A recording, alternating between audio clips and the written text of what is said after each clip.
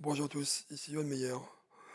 Pour la nouvelle année, nous allons commencer par une analyse de scan de vulnérabilité de la faille de sécurité Log4j. Mais tout d'abord, avant de commencer, je vous souhaite une bonne année ainsi que tous mes meilleurs voeux et surtout la santé pour cette nouvelle année 2022.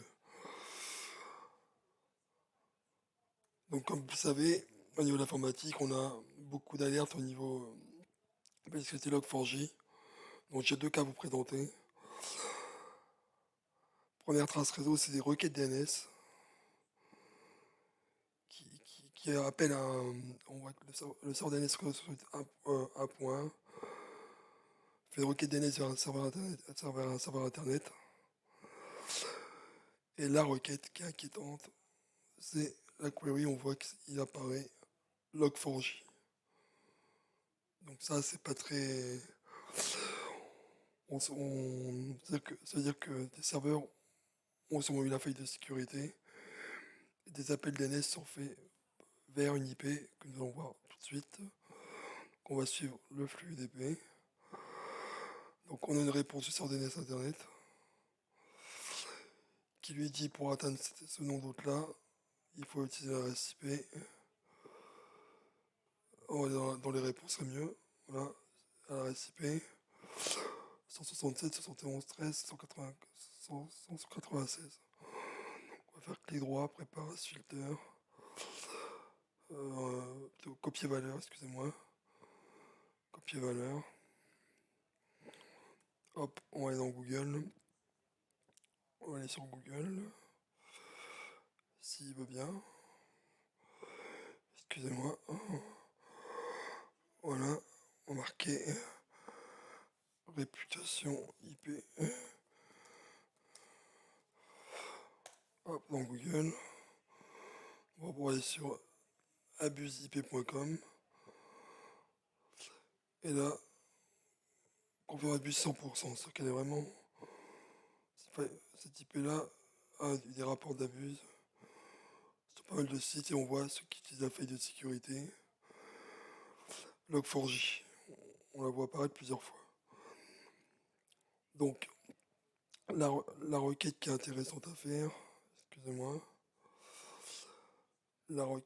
pour pouvoir filtrer sur cette requête DNS là, vous faites clic droit. Alors, il part prépare ce filtre sélectionné. Et vous mettez contains à la place de égal égal. Contains, et là vous enlevez tout le reste. Vous gardez juste log4j. Log4j, tout le reste vous l'enlevez. Ça va vous permettre de filtrer toutes les requêtes DNS concernant ce nom-là. Donc là, j'ai comme moi c'est une trace que j'ai anonymisée. J'ai gardé que les requêtes liées à log4j. Donc on peut avoir de l'IPv6 et de l'IPv4. Et on a bien une réponse aussi en IPv6. Pour information, non, même pas. Je disais, on n'a pas de réponse avec une adresse IP en IPv6. Donc ça, c'est la première trace que je vais vous présenter par rapport au cas que j'ai rencontré il y a très peu de temps. Il y avait des requêtes DNS. Donc souvenez-vous, il faut dns.query.name contains entre guillemets log4j. N'hésitez pas à ma vidéo sur le DNS si besoin, pour vous familiariser avec les filtres sur Wireshark. Ensuite, alors, dans la deuxième capture, je me suis amusé à intégrer, à créer un site web sur mon NAS, juste pour pouvoir lancer un scan de vulnérabilité de Log4j. Donc ça, c'est mon IP qui attaque, l'attaquante, 80.132, et l'IP de mon NAS. Donc j'ai lancé une machine Linux sur VMware. Donc on va prendre une session, hop, suivre flux HTTP. Donc on voit un gate au slash, donc c'est vraiment la racine du site web. On voit qu'il va utiliser euh, un champ HTTP GNDI pour x-API-version. et on reconnaît bien le JNP LDAP sur 80-132. Donc là, il y a un code 200 comme quoi il a répondu OK. Ça ne veut pas dire qu'on est vulnérable. Il faut utiliser d'autres outils pour vérifier qu'on est bien vulnérable à cette faille de sécurité. Donc on voit que le user agent, c'est Nmap. En fait, j'ai utilisé un script dans Nmap qui a été mis en place sur la communauté pour pouvoir scanner la vulnérabilité Log4j. Donc ce qui sera intéressant maintenant, c'est de faire un script qui contienne un filtre qui contient ip.contain et on va mettre JNDI. Pourquoi je ne veux pas au niveau des requêtes HTTP? C'est très simple. Les attaquants peuvent utiliser plusieurs valeurs. Donc là, c'est le mince IP contains. Ah mince IP. J'ai mis un point, excusez-moi. GNDI et là on voit toutes les requêtes get.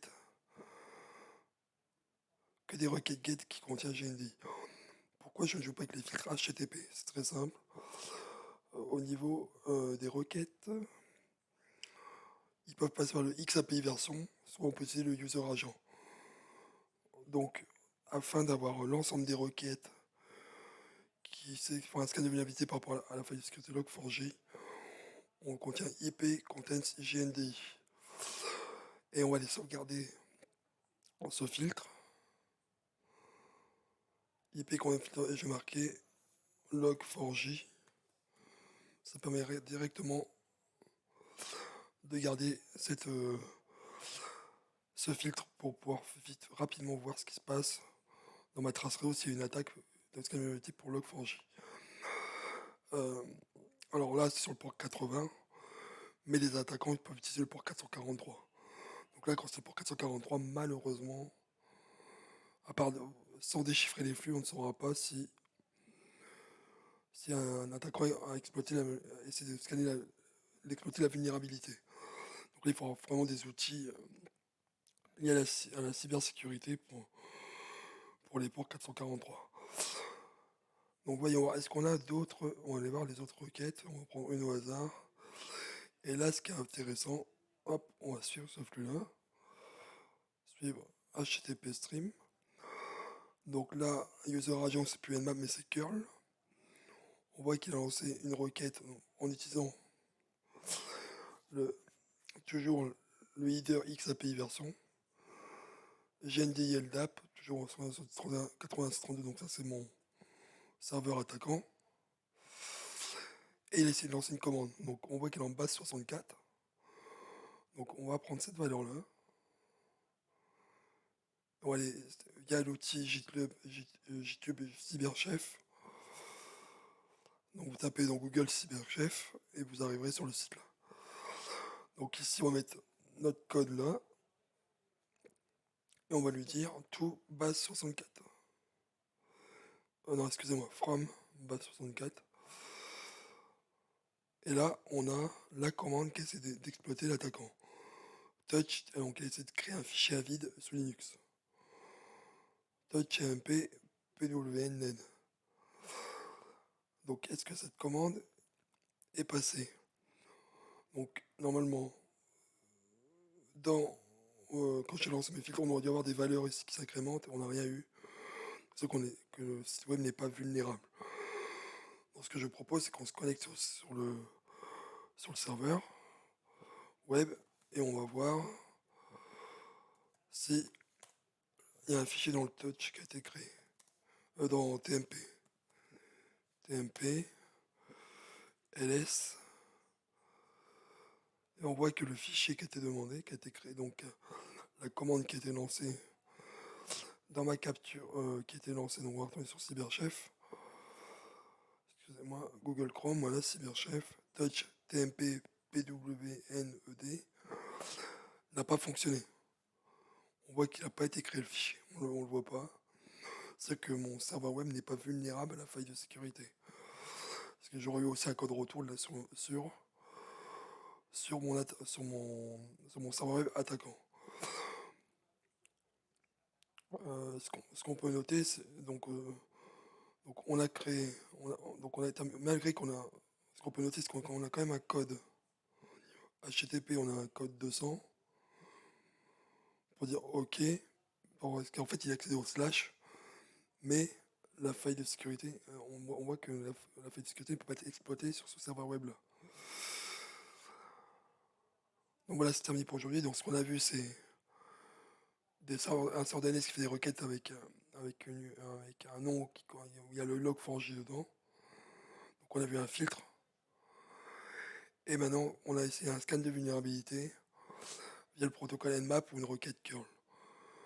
Donc en description, je vais vous mettre les liens JTube pour récupérer